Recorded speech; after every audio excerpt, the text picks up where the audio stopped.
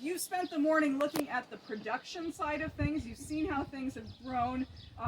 We didn't look at it, but that little tiny shed thing over there is my walk-in cooler. That's how things are processed and stored. Then it goes to the retail and the consumption side of things, which is what Colleen does. But then what happens at the end? There's always food waste at every part of that process. And so we've asked Colleen to talk about what does that look like from a catering standpoint or a food service standpoint. Where is the waste? How do you deal with that? The only waste, I should have made a list, so I'm just doing this off memory. The only waste we had, were the eggshells went in the compost, the peels from the asparagus ends, the kale stems, and the cilantro. The really tough stems that I didn't use, but we used most of it.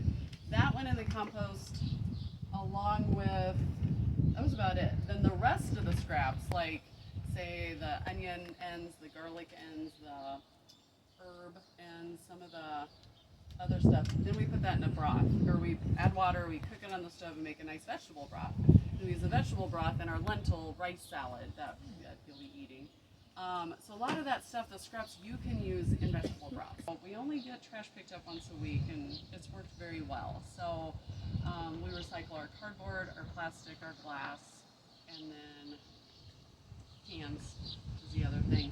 The only thing we don't compost would be meat scraps, dairy scraps, any of the other stuff doesn't go in there. You probably could, but I don't know, it gets smelly and stuff. So then we take that home. Last night I had a 5-gallon bucket plus half a one that I took home, and our chickens. So I have a compost pile, and also the chickens wander over and get what they want. So it's a win-win.